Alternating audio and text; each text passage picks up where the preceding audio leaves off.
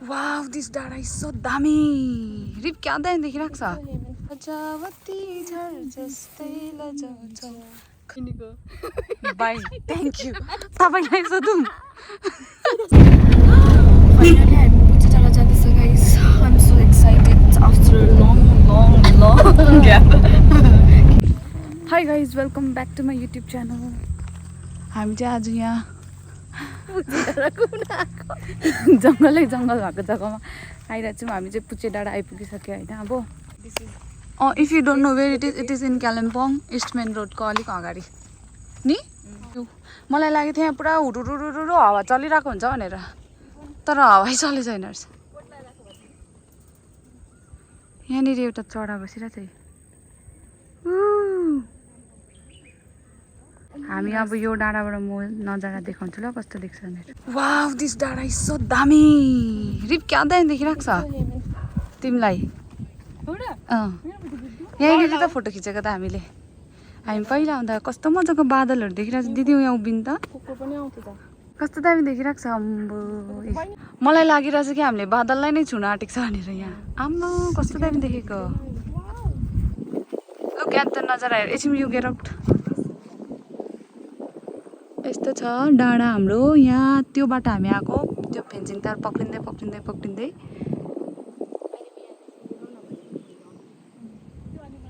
उँधोतिर उयो पनि रहेछ घरहरू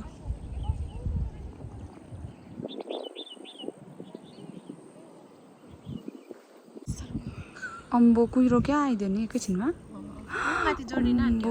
लु जोडिन्जेलसम्म भ्यू गरौँ त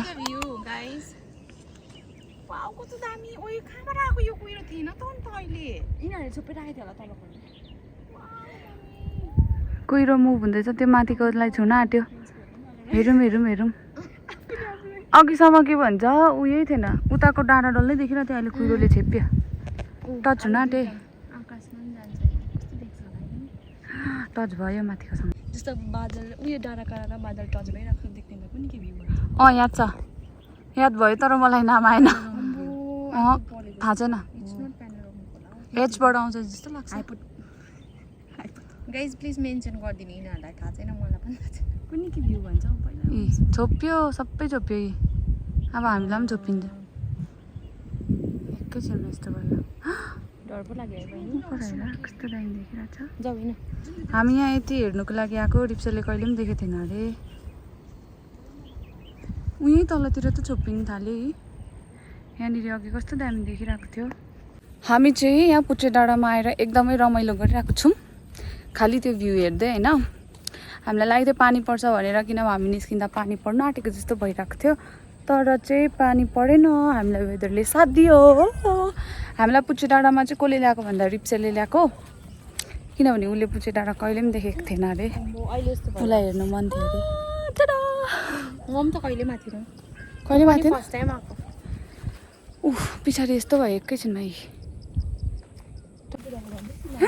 पाँच मिनट वेट अजावती झर जस्तै लजाउँछौ खै कसरी यो सिउँदो टच मिनटको चाहिँ यस्तो यो फुल हुन्छ फुल यस्तो कलरको हुन्छ लु नेपालीमा लजावती झार इङ्ग्लिसमा टच मिनट ओके हामीले चाहिँ यहाँ पुचे डाँडामा चाहिँ खानु ल्याएको भनेको चाहिँ यो मात्रै हो जसले हाम्रो पेट सफा राख्छ तपाईँहरू पनि यो खानुहोस् अन्त सेफ बस्नुहोस् ओके यस्तो मजा आइरहेछ के भन्नु म कसरी व्यक्त गर्नु म कतिको मजा आइरहेछ भनेर अनि कान्ट चाहिँ क्या तर यहाँको वेदर चाहिँ दामी रहेछ कसलाई पिसफुल जग्गा होइन ट्याटा टुटुटहरूमा बस्न मन पर्दैन तिनीहरू चाहिँ अब टाइम निकालेर होइन यहाँनिर आएर बस्दा पनि हुन्छ खोलाको कम्ती आवाज छ नो नोइज एकदम पिसफुल छ मान्छेहरू आएको छ बट दे आर आफ्नो धुनमा सबैजना मलाई बादल छुन मन छ आकाशमाथि उड्न मन छ अब चाहिँ नि म मेरै दिदीहरूलाई लाज पाराउन आँटेको छु वेट त्यो लाज चाहिँ के हो भनेर हाई सिस्टर तपाईँलाई युट्युबमा यो भिडियो हाल्दा केही प्रब्लम हुँदैन एकदम हुँदैन त्यसो भए म तपाईँलाई आज एउटा क्वेसन सोध्न आँटेको छु हजुर तपाईँको आउटफिट चाहिँ तपाईँले कहाँबाट किन्नु भएको तपाईँको टप यो मेरो दिदीको हो प्यान्ट प्यान्ट पनि दिदीको हो चप्पल चाहिँ मेरो उयो झोला ब्याग पनि मेरो हो नेक्लेस बहिनीको रिङ दिदीको वाच यो पनि दिदीकै हो दिदीको अन्त इयरिङ्स दिदीको बहिनीको ला बहिनीको बहिनी थ्याङ्क यू तपाईँलाई सोधौँ मेरो सबै आफ्नै हो मेरो सबै आफ्नो गाइज अब चाहिँ म चाहिँ कसलाई सोध्छु भन्दाखेरि चाहिँ युट्युबरलाई नै गाल पार्नेवाला छु त्यो टी सर्ट चाहिँ तपाईँको कहाँबाट नन्दीको हो प्यान्ट रिप्सेल जुत्ता नोरिन दिदी चेन मेरै हो यो मेरै हो घडी तपाईँको तिम्रो दिदीलाई दिदी तपाईँको टी सर्ट रिङ्गोको रिङ्सेलको अरू सबै मेरो हो र अन्त यो पनि मेरो यो पनि मेरो यो पनि मेरो कस्तो धनी मान्छेसँग बस्छु जाउँ रिपाम यो चाहिँ मैले जसको सिब्लिङ्स दिदी बहिनी बेसी छ तिनीहरूको एडभान्टेज देखाएको ल एडभान्टेज चाहिँ यति हुन्छ कि ब्रदर्सहरूको बिच पनि हुन्छ ब्रदर्सहरूको ब्रदर्सको त म त ब्रदर्सको पनि लगाइदिन्छु मलाई त इट डजन्ट म्याटर ब्रदरको होस् कि सिस्टरको होस् म त लगाइदिन्छु ओके अब चाहिँ हामी यहाँबाट निस्केको हामीलाई भोक लाग्यो and for the last time I want to say if you like होइन पिसफुल जग्गाहरू यु क्यान कम हियर एकदमै पिसफुल छ रहेछ यहाँ पुच्चे के अरे पुजे डाँडामा ओके एकदमै पिसफुल छ त्यो ट्याँ टुटुटहरूदेखि छुटकारा पाउनु छ भने चाहिँ यहाँ आएर बस्नुहोस् टाइम स्पेन्ड गर्नुहोस् होइन बहुत मजा आउँछ तपाईँहरूलाई माइन्ड पनि फ्रेस हुन्छ यहाँको भ्यूै यस्तो छ कि तपाईँहरूलाई यहीँ बसौँ बनाइदिन्छ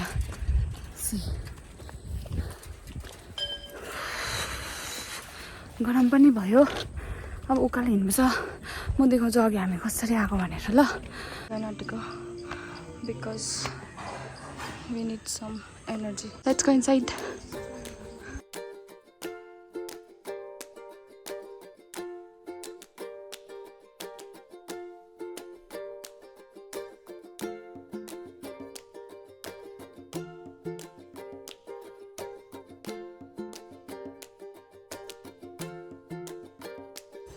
अब चाहिँ हाम्रो पेट एकदम फुल त्यही भएर हाम्रो फेरि यात्रा सुरु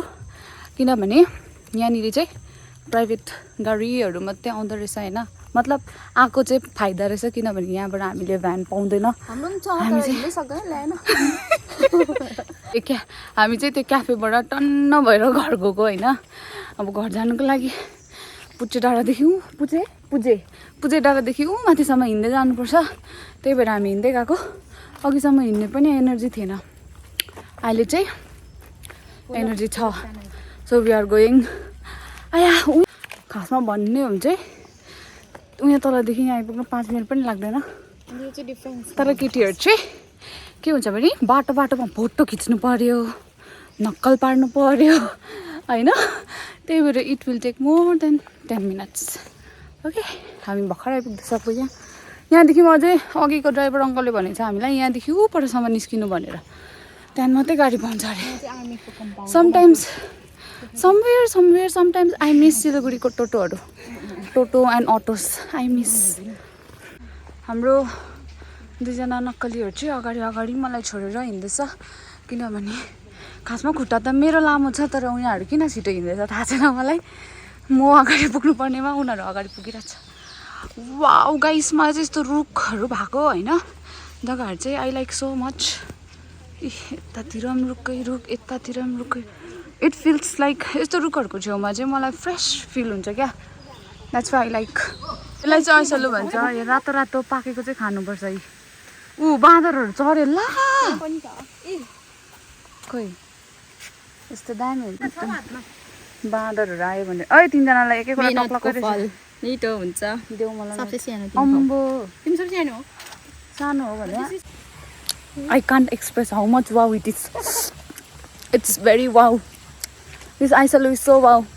even though they give me very सानो अरे हामीले बल्ल फ्यान पायो अरे झन्डै गाडी अब चाहिँ हामीले बल्ल गाडी पायो फ्यान होइन so we are going back to home okay guys so for watching my vlog. Do like, share and subscribe to my YouTube channel. And if you are new to my channel, don't forget to subscribe to my channel, okay? Stay safe, stay healthy. Bye-bye. Behind the scene.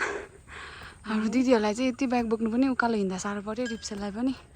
त्यही भएर म चाहिँ bag नबोकी आएको बाटो पनि चिप्लो छ त्यही माथि आया गल्यो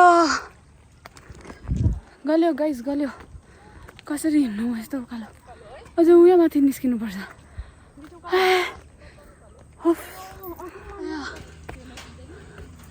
यस्तो उकालो छ चिप्लो हिँड्दै जानुपर्छ त्यहाँ पुगिसक्यो म चाहिँ गलेँ